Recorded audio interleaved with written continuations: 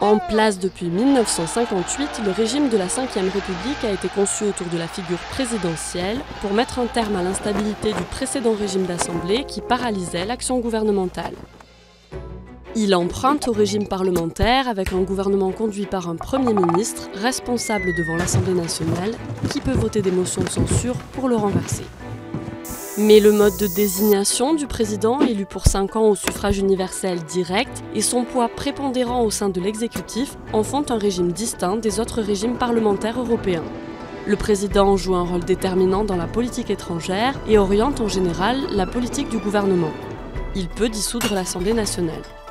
Le président nomme un Premier ministre, puis sur proposition de ce dernier, les autres membres du gouvernement. Il préside le Conseil des ministres et promulgue les lois. Le Premier ministre conduit la politique du gouvernement et la défend devant l'Assemblée nationale. Son gouvernement peut être à l'origine de textes législatifs, des projets de loi déposés devant le Parlement. Le Parlement regroupe l'Assemblée nationale, composée de députés élus pour 5 ans au suffrage universel, et le Sénat, où siègent des sénateurs élus pour 6 ans au suffrage universel indirect par des grands électeurs. En cas de conflit sur un texte entre les deux chambres, l'Assemblée nationale tranche.